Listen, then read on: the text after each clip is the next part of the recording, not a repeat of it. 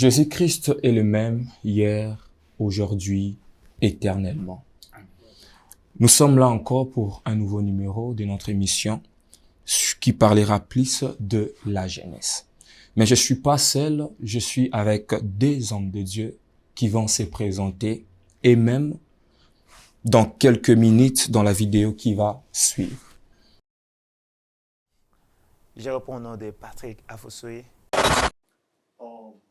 Je suis le frère Glody Panzo. Bonjour papa, bonjour. Bonjour frère parfait. Oui, je commence avec le frère Glody. Papa Glody, comment vous allez? Très bien, papa parfait. Il faut comment vous allez? Très bien, le Seigneur nous fait grâce. Je suis vraiment béni de vous voir aujourd'hui avec nous pour passer de bons moments dans la présence de Dieu, des moments qui vont bénir le peuple de Dieu. Sinon, c'est pour vous une première fois de venir ici, dans cette chaîne. Exactement. Quelles sont vos impressions? En tout cas, premièrement, mes impressions seront des impressions de joie. Wow.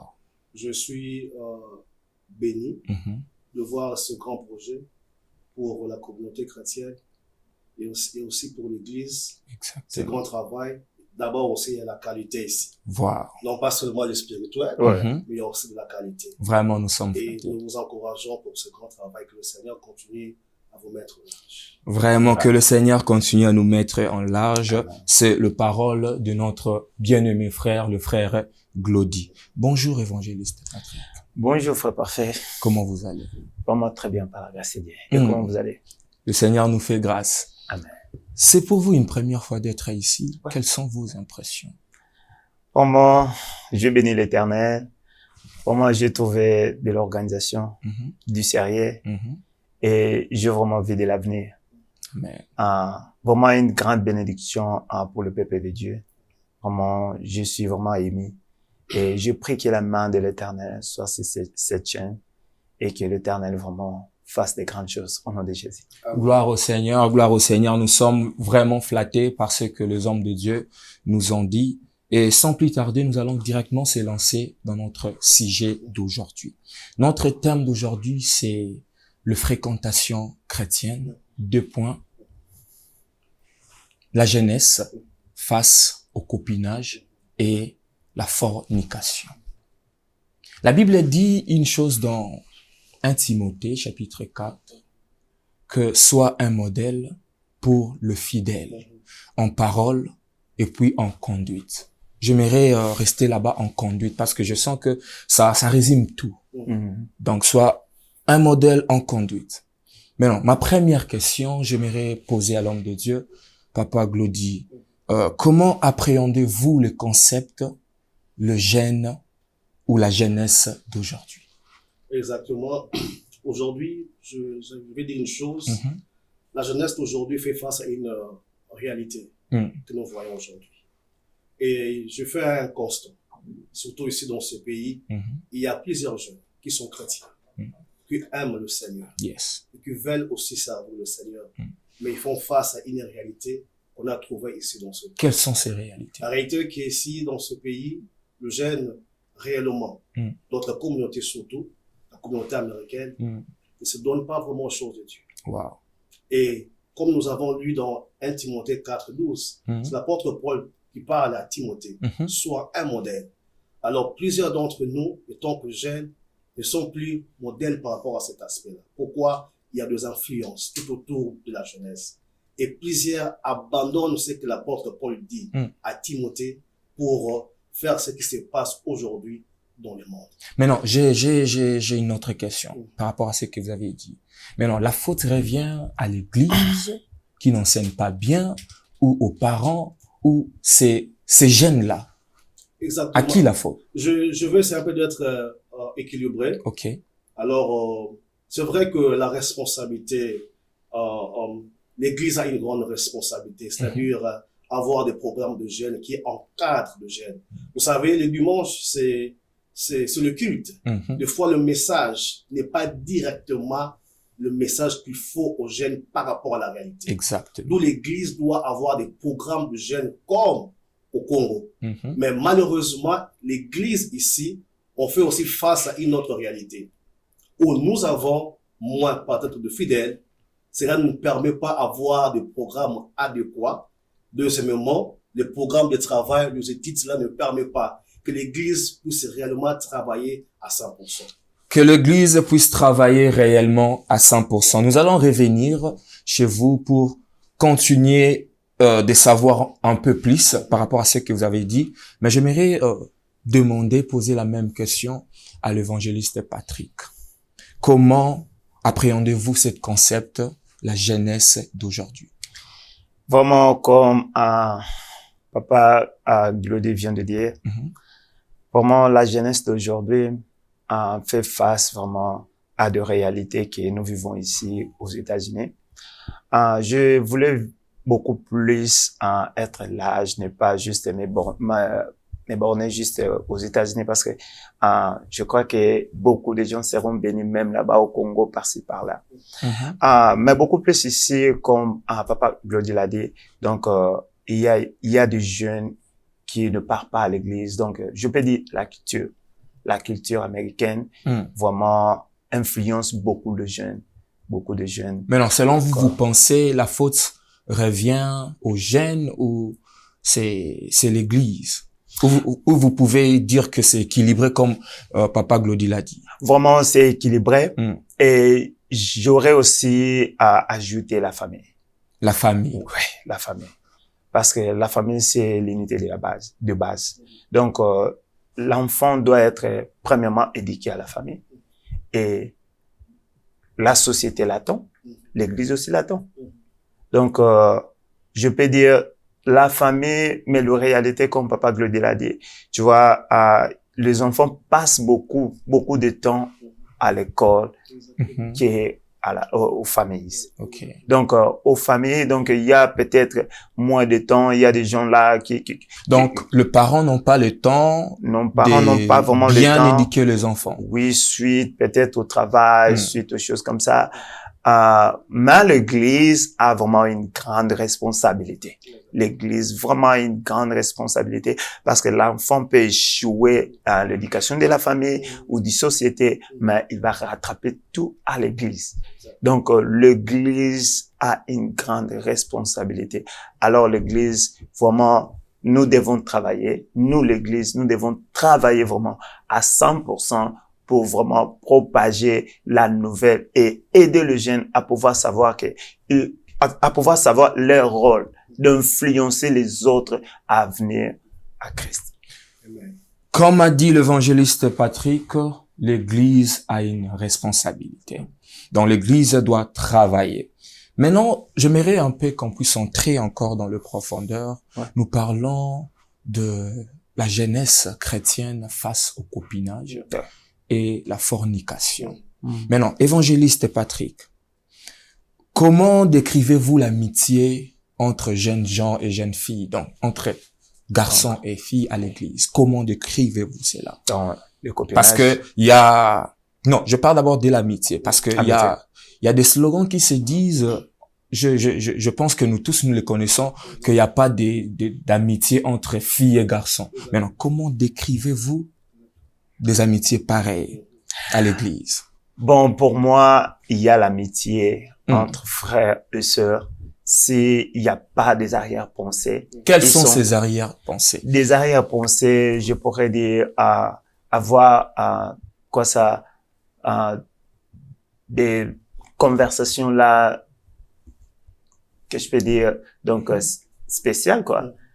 Tu vois, des idées là, peut-être, de l'amour. Okay, je ne parle pas de l'amour du prochain. Okay. Mais je parle de l'amour entre, donc, l'amour, quand on dit l'amour, donc, on a deux sortes d'amour.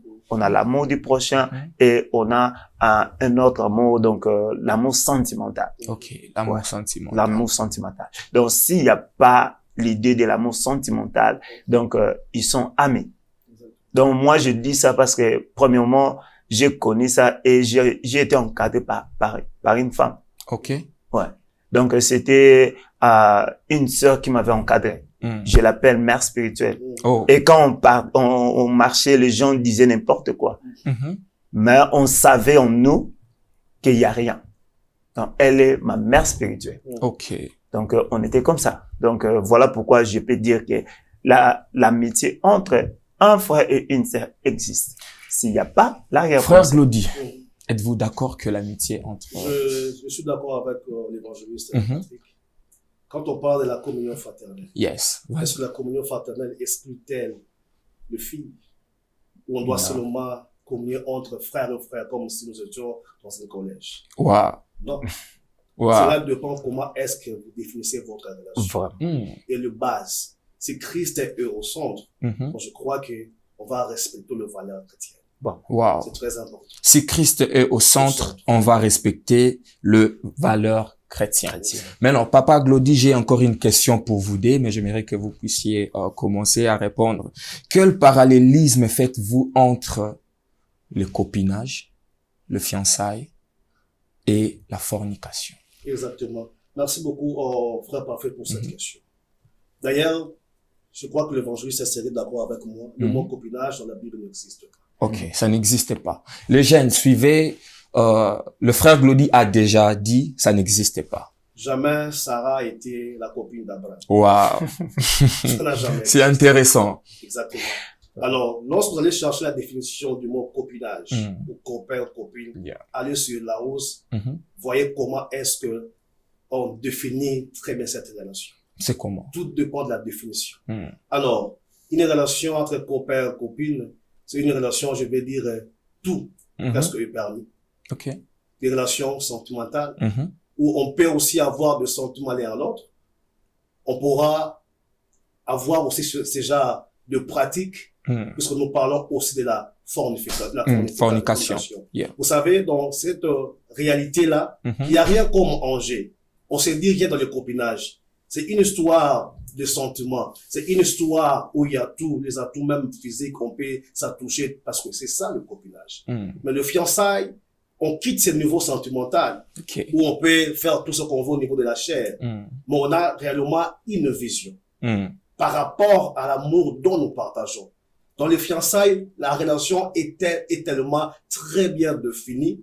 On connaît les envies de l'un vers l'autre et nous connaissons ce quoi le fiançailles. C'est un moment d'observation où je dois observer ma future ou mon futur conjoint ou conjointe. Alors, dans le fiançailles, la relation, elle est réellement connue au niveau de la famille et aussi au niveau de responsable de votre église. Par exemple, le frère Glody, je viens parler avec mon responsable de département. Par exemple, l'évangéliste est mon responsable. Évangéliste, ça fait un moment, je me regarde sur telle sœur, telle sœur. Alors, j'aimerais bien que vous soyez au courant. Ma pensée, c'est épouser la fille. Ben non, vous pensez, lorsque vous allez parler avec votre responsable, après l'avoir informé, vous irez directement dire à la sœur et puis vous devenez des fiancés, ou il y a un moment encore qui est avant le fiançailles? Il y a un moment. Et chez nous, mais non, ces moments-là, c'est quoi? C'est pas le copinage. C'est pas le copinage. C'est quoi maintenant? Ce moment, chez nous les chrétiens, on aime utiliser le terme préposante. Préposant. C'est par rapport, c'est du genre laver le péché ou... Ce n'est pas laver le péché. Parce que c'est comme si c'est le copinage, mais vous essayez de laver. C'est un peu différent, frère Parfait. Avec le copinage, je disais, il n'y a pas de vision par rapport à ce qu'on peut faire comme relation. Il n'y a pas de vision. Il n'y a pas de vision. Il n'y a pas de règles. Déjà, le mot copinage permet à ce que, entre ma copine et moi, que nous ayons des pratiques contraires à la parole de Dieu.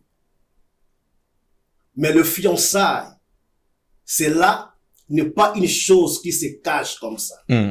Tellement que la vision de l'amour, elle est déjà définie. Nous venons au niveau de nos responsables à l'église et aussi la famille. Pour dire, voilà ce que j'ai comme vision par rapport concernant votre fille. Mais étant copain et copine, on peut jamais faire cela.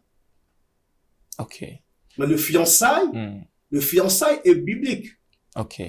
Où on vient demander la main, où j'ai l'intention de demander la main. Et pendant ces moments, c'est maintenant à moi de quoi? De faire montrer mes valeurs chrétienne. Ok. Le faire fiançailles, monter les valeurs c'est comme une élite de conduite. Mm. Regarde, je suis frère parfait, Mm. je suis chrétien, ma vie, c'est ça. Je suis la sœur, par exemple, Élisée, Mm. ma vie, c'est ça. Je m'aimerais assez que nous puissions construire cette relation avec sur de valeurs chrétiennes. Maintenant, qu'est-ce que vous pensez par rapport à la fornication? La fornication, la Bible définit la fornication comme tout acte sexuel, relation sexuelle en dehors du mariage. Ok. Lorsqu'on est encore célibataire Mm. et qu'on a de rapports sexuels, Mm. c'est ça la fornication.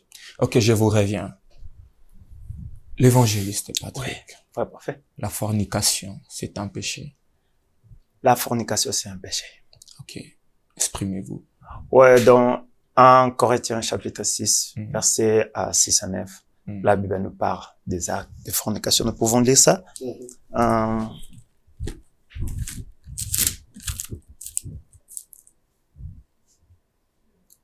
Un Corinthiens, chapitre 6,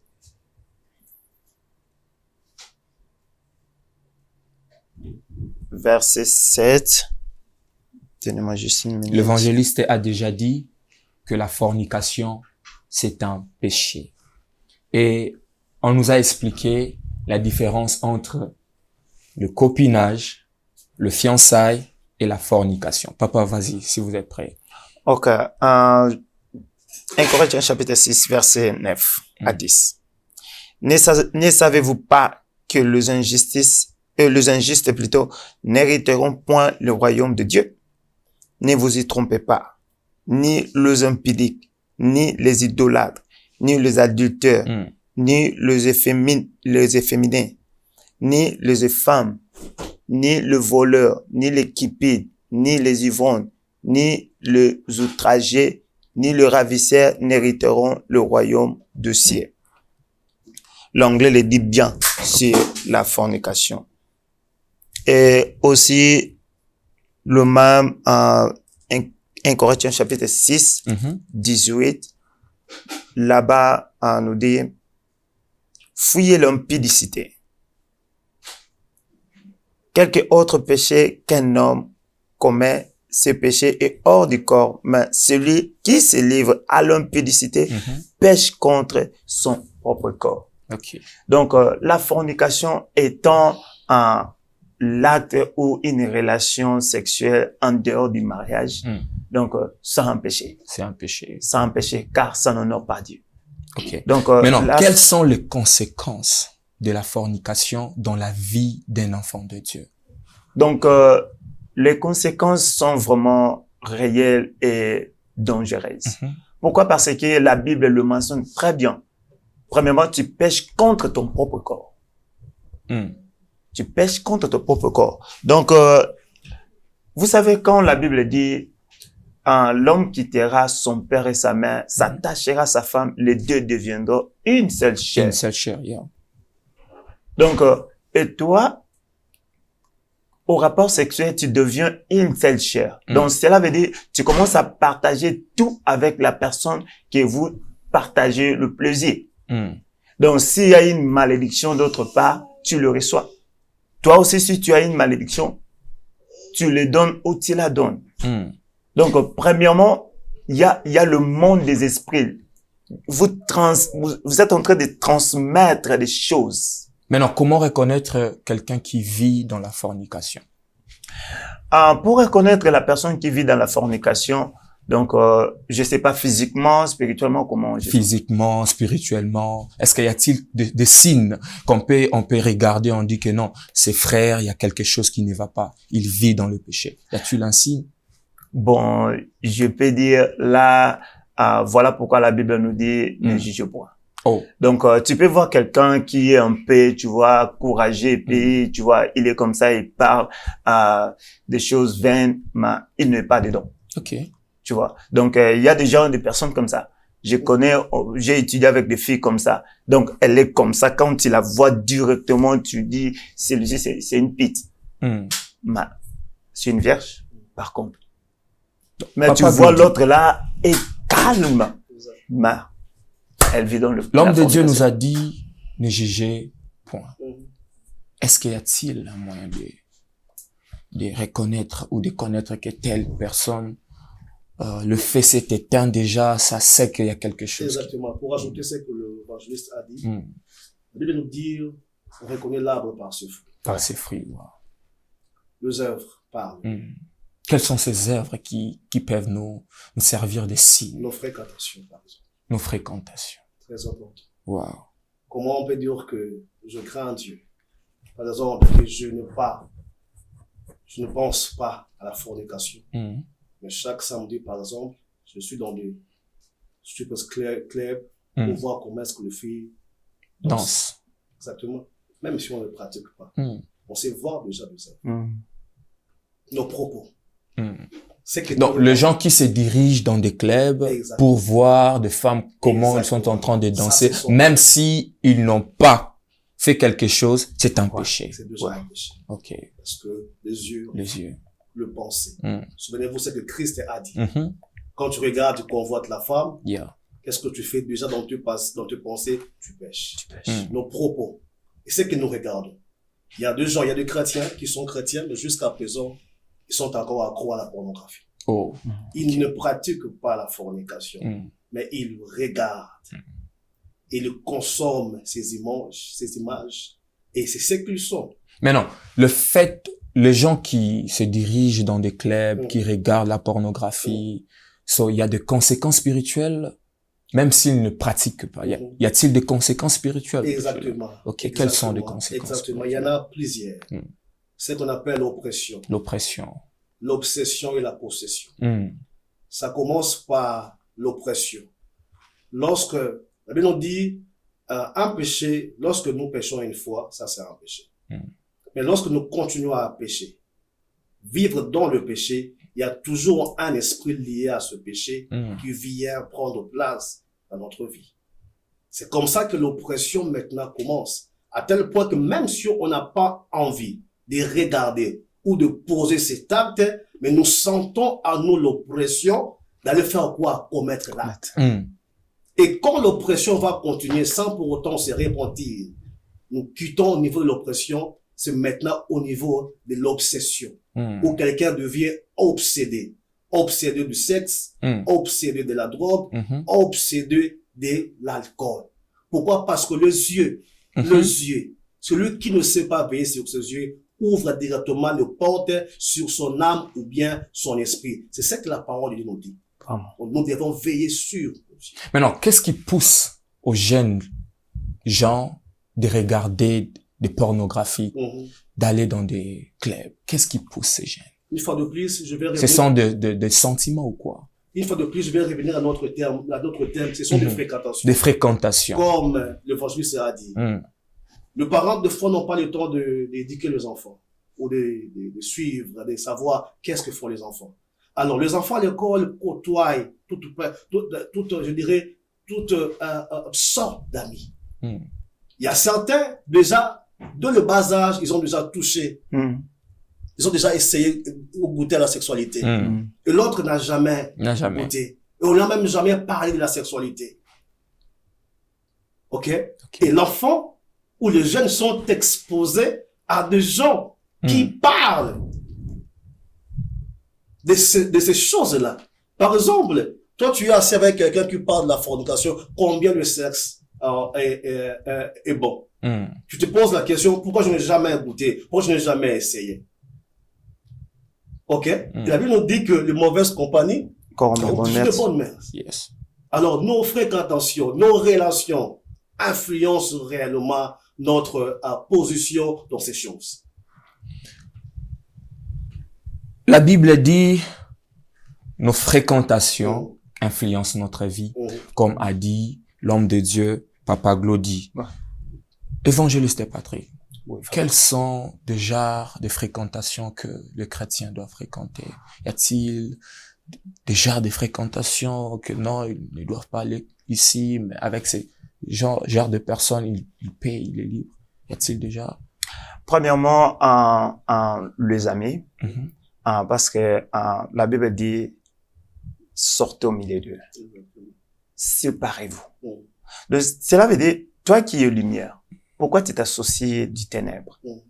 Donc, tu ne veux pas faire ça. Ta vie est différente. Mais pourquoi tu es chrétien? Mais pourquoi tu as tant des amis qui ne connaissent pas Jésus? Mais peut-être il y aura un chrétien qui te suit maintenant qui va dire, Paul a dit, avec les Juifs, j'étais comme les Juifs pour les regagner. Peut-être un chrétien peut dire, à la maison, là où on nous suit, que s'il le fait, c'est parce qu'il veut gagner ces gens-là. Qu'est-ce que tu peux dire? Très bien. Avoir un but. Si tu as un but de le gagner, là, c'est très bien. Okay. Mais si tu n'as pas un but, tu veux juste le préserver comme tes amis, je te dis, les mauvais amis corrompent le bon mœurs. Voilà pourquoi la Bible nous met en garde contre le mauvais ami. Et aussi, comme Papa Glody l'a dit, les choses comme la pornographie, le film est là, des choses là qui n'honorent pas Dieu. Donc, je sais qu'il y a tout un esprit derrière ces choses-là pour capter les enfants de Dieu, pour le mettre comme des prisonniers, tu vois. Donc, l'obsession et choses comme ça. Donc, la chose à faire, c'est de chercher un moyen, par l'aide du Saint-Esprit, de ne pas juste te donner à ça. De ne pas juste te donner à ça. Oui. Okay. Donc, il y a quelqu'un qui peut juste lui-même s'emprisonner par écouter. Voilà pourquoi la Bible déclare, la foi vient de ce qu'on attend. Ce qu'on attend vient de la parole de Dieu. Tout ce qui n'est pas de la parole de Dieu, il y a quelque chose qui apporte. Donc, si tu écoutes la parole de Dieu, ta foi sera sur la parole de Dieu. Mais si tu écoutes d'autres choses, ta foi aussi se dirigera là-bas. Vraiment. Jeunes gens, vous qui nous suivez en ces moments, entourez-vous avec des gens qui dégagent la lumière du Christ. Amen. Pour ne pas tomber. Sinon, j'ai encore une question, évangéliste. Ouais. Comment les jeunes peuvent résister à la tentation? Waouh, c'est une très bonne question. Parce que Jésus lui-même a été tenté. Vraiment. Sinon, à l'impudicité, ne résistez pas. Oh, ok. La Bible dit fouiller. L'impudicité, on ne résiste pas. On ne résiste pas. Ok. Même Samson ne pourrait jamais résister à l'impudicité. La Bible dit clairement, fuyez l'impudicité. Donc les jeunes doivent fuir l'impudicité. Fuyez l'impudicité. Je me souviens quand j'avais 17 ans, 18 ans comme ça, il y avait une sœur qui voulait juste avoir une relation avec moi, chose comme ça. Et j'ai cherché des voies et moyens à l'écarter en tout étant mon ami. Et un jour, elle s'est dit, aujourd'hui, vraiment, tu ne vas pas vraiment faire quelque chose. Aujourd'hui, j'étais, elle est venue là acheter quelque chose. Diable s'est plané des choses. Il y avait, vous connaissez des petites pluies là. Donc, vraiment. Elle était venue à la maison, donc elle s'est très bien arrangée déjà. Avec une petite jupe, mais elle a mis le pain. Arrivée là, quand elle s'est renseignée, il y a personne directement. Elle est restée avec sa jupe là. Ok. Et je lui ai dit, tu ne peux pas rester comme ça dans notre maison. Vous avez crié au nom de Jésus ou qu'est-ce que vous avez fait? On ne crie pas au nom de Jésus. Ok. Là où on ne crie pas au nom de Jésus. Là, on fait quoi? Je lui ai dit, est-ce que tu peux sortir? Elle a dit, non, je suis venu te rendre visite. Comment tu me chasses? Moi, j'étais sorti. Je me suis dit, ok, comme ça, on va se parler. Moi, dehors, toi, dedans. Donc, comment maintenant vous avez compris son intention? Parce qu'il n'a pas dit quelque chose, mais vous avez compris quelque chose. Elle était venue avec le pain. Okay. Et pourquoi enlever le pain pour rester avec la mini-jupe? Pourquoi? Quelle intention? Il faut avoir le discernement. Faut comprendre, ouais. Donc, je pense. Faut comprendre les gestes. Donc, faut pas laisser quelqu'un juste, te mettre juste au bout. Et directement, tu commences au nom de Jésus. Il y aura rien qui va se passer. Au nom de Jésus, là, vraiment, ça ne fonctionne pas. Parce qu'on t'a dit déjà de fuir. L'évangéliste a dit, pour l'impudicité, on fuit. J'aimerais écouter aussi, Papa. Exactement. Je suis totalement d'accord avec l'évangéliste. Parce que 1 Corinthiens 6, toujours nous dit, fuyez l'impudicité. Je vais dire une chose que, le fait, pasteur André-Jacques Vernon, disait aux jeunes. Okay. En matière de l'impudicité ou du sexe, il n'y a pas d'onction. Il n'y a pas d'onction. Il n'y a pas d'onction. En matière de la sexualité, il n'y a pas d'homme fort. Il n'y a que des hommes imprudents. Il y a que des hommes prudents sont des hommes qui fuient. Donc, jeune homme, jeunes gens, il faudrait encore fuir et fuir et fuir encore. C'est ça, parmi les clés pour résister face à cette tentation. La deuxième des choses, comme l'évangéliste a dit, il faudrait savoir choisir des bons amis. OK. Très important. Lorsque on devient chrétien, choisis-toi des amis chrétiens. Des amis chrétiens. Avec qui vous allez partager de mêmes convictions et la même foi. La troisième des choses, il faudrait naître de nouveau. Naître de nouveau. Il faudrait naître de nouveau. Si on n'est pas né de nouveau, on n'a pas une vie de victoire sur le péché. C'est la nouvelle naissance en Christ qui nous donne réellement la victoire sur le péché. Amen. Lorsqu'on est mort enseveli avec Christ et ressuscité avec lui, donc on a crucifié notre chair avec Jésus à la croix. Et maintenant, ayant reçu le Saint-Esprit, on ne va plus marcher selon la chair, mais selon l'Esprit. Parce que la fornication, c'est parmi les œuvres de la chair. La chair. Ouais. Ce n'est pas d'abord l'œuvre du diable. Parce que je vois des fois les gens chasser d'abord l'esprit de l'impudicité. C'est bien. Mais avant de chasser l'esprit de l'impudicité, la Bible nous dit, examine-toi d'abord toi-même. Que ce qui est pur, ce qui est louable, honorable, soit l'objet de vos pensées. Exactement. Savoir aussi gérer et garder vos pensées. C'est très important pour faire face à cette tentation. Maintenant, en passant, qu'est-ce que vous pouvez dire par rapport à l'adultère? L'adultère. Exactement. L'adultère, c'est un acte sexuel lorsqu'on est marié, mais au lieu de le faire avec son épouse, on le fait hors du cadre du mariage. Okay. Ça encore, c'est un péché. C'est un péché. Expliquez-vous, papa. L'évangéliste l'a dit. Lorsque on s'associe avec quelqu'un, on devient une seule chair. Alors, le cadre où Dieu permet l'acte sexuel, c'est dans le mariage. Voilà pourquoi il est écrit que le lit conjugal soit exempté de toute souillure. Amen. Et que le mariage soit honoré De tous. Une fois on est marié, on devient une seule chair avec son époux ou son épouse, on ne peut plus encore sortir hors le cadre que Dieu a déjà établi pour chercher à avoir d'autres satisfactions sexuelles. C'est là un péché.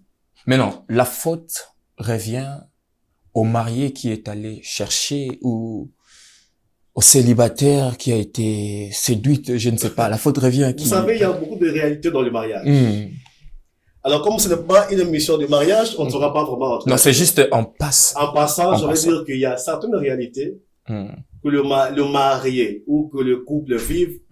Alors, par faute de foi, de patience ou de fondement biblique, on est impatient, on va ailleurs. La deuxième des choses, c'est aussi la convoitise de Dieu. La convoitise des yeux. Bien qu'on est marié, mais on continue encore à convoiter d'autres femmes et d'autres maris. Cela nous pousse encore à aller faire quoi? À aller goûter encore ailleurs. Tout ça, ce sont des choses qui occasionnent que même les hommes mariés ou les femmes mariées continuent toujours à aller à l'extérieur. Je pense que on aura l'émission qui va parler du mariage. Exactement. Évangéliste Patrick, qu'est-ce que vous pouvez dire par rapport à l'homosexualité? Oh, my God. Parce qu'aujourd'hui, vraiment, surtout dans le pays où Yeah. nous sommes, nous les voyons au travail, J'ai partout. Mais non, qu'est-ce que vous pouvez dire aux jeunes qui te suivent? vraiment, en noir sur blanc, l'homosexualité n'est pas juste un péché, mais c'est une abomination.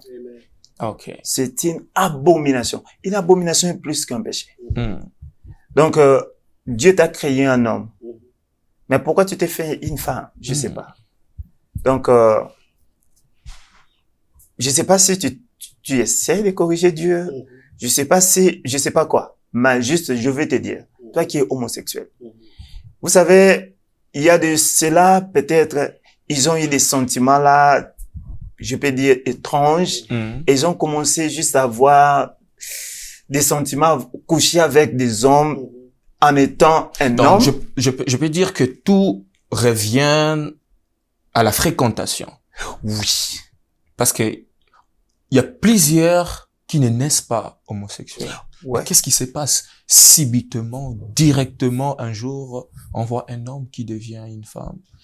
Bon, oui, la fréquentation, j'ai eu un témoignage parce que Dieu m'avait fait grâce vraiment de parler avec un homosexuel. Ok. Oui. Donc, il a reçu Jésus-Christ par téléphone. Je fais ses services et je bénis l'Éternel pour ça.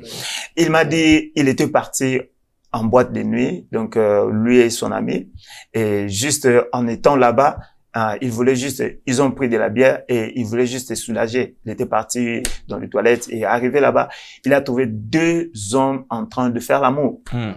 Et quand il leur est venu, il a partagé cela à son ami. Il a dit, oh, j'ai trouvé 2 hommes dans une toilette en train de faire l'amour. Il a dit, mais pourquoi tu es étonné? Quoi? Ça s'est fait chaque jour. Comment ça? Et directement, comme ils ont vraiment beaucoup bu en rentrant, directement, ils étaient partis dans une même maison, même chambre aussi. Et la nuit, donc, l'ami là, qu'on était venu partager l'idée, avait déjà des sentiments sur son ami. Et la nuit, il a commencé à faire des choses. Et comme lui était déjà dans l'ivresse, ils ont tombé dans l'homosexualité. Et il a commencé à vivre cette vie-là. Il a commencé à être payé pour sortir avec des hommes mariés. Tu vois. Donc, la fréquentation joue un grand rôle. Maintenant, que pouvez-vous dire par rapport à Ecclésiaste chapitre 11, le verset 9? Dans d'autres versions, c'est chapitre 12, le verset 1er. La Bible dit, Jeune homme, réjouis-toi. Jeune, réjouis-toi de ta jeunesse. J'aime ces versets. Mais le problème est que les gens coupent ces versets-là par un virgule. Et une phrase ne peut pas se finir par une virgule. Okay. Donc, un point. Donc, la Bible dit, jeune homme, réjouis-toi de ta jeunesse. Fais tout ce que ton cœur t'envoie de faire.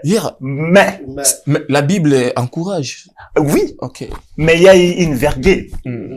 Après après mais. Donc, cela veut dire tout ce qui était avant est aboli déjà. Ok. Mais sache qu'un jour, le Seigneur t'appellera en jugement. Donc, cela veut dire, quand tu es en train de vivre, tu dois savoir qu'un jour, tu seras jugé. Donc, ne fais pas tout ce que tu veux faire pour te plaire, parce que ce corps-là que tu as, ce n'est pas ton corps. Ok, Papa Glody, qu'est-ce que vous pouvez dire par rapport à ces versets? Exactement ce que l'évangéliste a dit. J'aime aussi ce que Ecclésiaste rajoute. Il dit, mais souviens-toi de ton Créateur pendant les jours de ta jeunesse. Avant que le jour mauvais arrive et que les années s'approchent où tu diras, je n'y prends point plaisir. Comme l'évangéliste a dit, le diable est tellement risé, on prend une partie, on laisse l'autre. La Bible nous encourage, comme l'apôtre Paul dit à Timothée, que personne ne méprise ta jeunesse. On a le droit, bien aimé, d'être erré et de se réjouir de notre jeunesse. C'est parmi le meilleur moment de la vie. Mais c'est que la Bible nous dit, souviens-toi seulement de ton Dieu. Pendant le moment de ta jouissance, n'oublie pas Dieu. Tu peux te réjouir avec le Seigneur. C'est possible en étant jeune, vivre une vie de piété, c'est possible. Et c'est le monde définit aussi sa jouissance. Nous aussi, en tant que chrétiens, la Bible aussi a défini notre jouissance en Christ. Maintenant, lorsqu'on est chrétien, voilà pourquoi nous avons une plateforme que nous avons, que je dénommé Jeune pour Christ. Je veux dire par là, ta jeunesse pour le Seigneur. C'est possible d'être jeune et se réjouir et aussi marcher et vivre dans la piété. C'est possible. Alors, c'est que la Bible nous recommande tout simplement. Réjouis-toi. N'oublie pas ton Dieu. Sers ton Dieu pendant que tu es jeune. Et refuse toute chose qu'un jour, comme l'évangéliste a dit, pourra t'apporter un jugement. Où le Seigneur te posera la question, que fais-tu de ta jeunesse? Vraiment. Amen. On nous a parlé, nous sommes arrivés presque à la fin. Le temps nous fait défaut. Si ça dépendait de moi, je devais être ici écouter ce que les hommes de Dieu sont en train de nous dire. Mais nous sommes arrivés à la fin de notre émission. Mais sinon, je vais vous laisser une minute vous allez dire, parler à la jeunesse. Exactement. Vous allez leur communiquer quelque chose. Exactement. Parce que je crois que ce soir, ou l'heure qu'ils vont nous suivre, le Seigneur va impacter une vie. Exactement. Il y aura un jeune qui va prendre une décision par rapport à ce que vous allez leur dire aujourd'hui. Nous avons passé un moment agréable où nous avons parlé de la parole du Seigneur. J'aimerais dire à quelqu'un, celui qui pêche devient esclave du péché. Si ta vie, c'est la pornographie, si ta vie, c'est l'alcool, c'est-à-dire que tu es devenu esclave de ces choses. Mais le Seigneur, le don gratuit de Dieu, c'est non seulement la vie éternelle, mais aussi une liberté que le Seigneur nous donne. J'aimerais dire à un jeune, la vraie vie, la vraie joie, la vraie paix, tu pourras que le trouver en Jésus-Christ. Nulle part ailleurs. Le monde finira toujours par te décevoir. Le péché finira toujours par te détruire. Mais le chemin, c'est que Christ t'offre, c'est plus meilleur. Non seulement la vie éternelle, mais aussi la paix et la joie que tu auras. Peut-être que tu es déjà fatigué, tu te poses la question, comment faire? C'est simple, bien-aimé. Soumets ta vie à Jésus, le Saint-Esprit viendra habiter dans ta vie et il va te donner la victoire sur ce péché. Toi qui as suivi cette émission, j'aimerais que tu puisses avoir le numéro du frère Parfois, au cas où si tu as un problème, ou tu aimerais avoir une question approfondie, parle, appelle, on aura toujours le temps de parler avec vous. Que Dieu vous bénisse. Vraiment, je bénis l'Éternel. Nous sommes sur LMC TV, vraiment la chaîne qui a béni les enfants de Dieu. Vraiment, nous sommes bénis de cette émission. Mais je voulais dire ceci. Vraiment, la Bible déclare, c'était Paul qui disait, pécherez-nous afin que la grâce de Dieu abonde? Certainement pas. Bien-aimé, on est né de nouveau pour ne pas continuer la vie du péché. Mais on a crucifié notre chair pour vivre une nouvelle vie. Amen. Pour vivre une nouvelle vie. Donc, tu peux dire peut-être que la grâce de Dieu, mais je vais juste t'informer que la grâce est trompeuse. La grâce est trompeuse. Vraiment, si tu n'as pas encore donné ta vie à Jésus, fais l'église. Et Dieu te bénira. Mais si tu as déjà donné ta vie à Jésus-Christ, et tu n'arrives pas toi-même à marcher selon la parole de Dieu, Dieu est là, disponible. Amen. Viens et demande son aide. Amen. Si tu as des questions, vraiment, LMC TV est là. Le numéro est là, je crois, affiché. Appelle le frère parfait. Et on va être là juste pour répondre à vos questions. Vraiment, Jésus vous aime tellement. Amen. Jésus vous aime tellement. Quand vous vivez, vous devez aussi penser à l'éternité. Amen. Donc, nous vivons juste pour, je sais pas, 70 ans, 80 ans, 100 ans. Et après, l'éternité viendra. Mais je sais pas comment tu es en train de préparer ton éternité. La vie qui nous attend est plus meilleure que celle-ci. Amen. Donc, préparons-nous pour l'éternité. Que Dieu vous bénisse. Nous vous aimons et Dieu vous aime. C'est le temps pour vous. C'est votre temps. La Bible dit une chose que j'aime. Si vous écoutez la voix de l'Éternel, n'endurcissez pas vos cœurs. Amen. C'est pas pour rien que nous sommes ici. C'est le Seigneur qui a envoyé ses serviteurs pour te parler, toi qui nous suis. Les hommes de Dieu ont dit, si tu n'as pas d'abord reçu le Seigneur, c'est pour toi le bon moment de recevoir Jésus. Et si tu as déjà reçu le Seigneur, examine ta vie, parce que tout ce qu'on fait, on sera jugé à la lumière des Écritures. Amen. J'aimerais vous inviter ensemble. Les hommes de Dieu vont prier pour la jeunesse et puis nous allons clore notre émission. Je vais vous demander, papa, vous allez prier pour les jeunes qui nous suivent, une prière de 30 secondes et puis on va se séparer. Ok. Prions. Seigneur, nous te disons merci. Sois élevé, car tu n'as jamais changé. Yahweh, tu as arrangé, Yahweh, la journée d'aujourd'hui, afin que nous puissions parler de ta part. Yahweh, je veux que, Seigneur, tu bénisses tout un chacun, que tu bénisses les jeunes qui ont suivi, Seigneur, cette émission. Yahweh, je veux que, Seigneur, tu donnes la force à tous ceux qui sont dépourvus, Seigneur, que le Saint-Esprit de Dieu vraiment renforce et réintègre le jeune, Seigneur, dans ta vision et dans ta vie. Vivre comme toi, Seigneur. Yahweh, je sais que c'est possible. Oh Seigneur, sois élevé. Yahweh, change les vies. Seigneur, donne, Seigneur, Yahweh, de vie nouvelle. Seigneur, aux gens qui ne te connaissent pas. Et la gloire te sera une fois de plus sur nous. Nous te bénissons car nous savons c'est possible. Yahweh, sois élevé. Car je sais que Seigneur, Yahweh, tu as béni les vies de tes enfants. Seigneur, continue à faire cette œuvre. Et la gloire te sera rendue. Au nom de Jésus. Amen. Vraiment, c'était une joie pour nous d'être là, de passer de beaux moments pour vous édifier. N'oubliez pas de vous abonner à notre chaîne, de partager, afin que d'autres personnes qui sont quelque part au coin du monde puissent en bénéficier. Amen. Merci, évangéliste Patrick. Merci, Papa Glody. Et nous sommes vraiment bénis de vous avoir. Vraiment, sinon, nous vous disons au revoir, que le Seigneur vous bénisse. Que Dieu vous bénisse. Nous vous aimons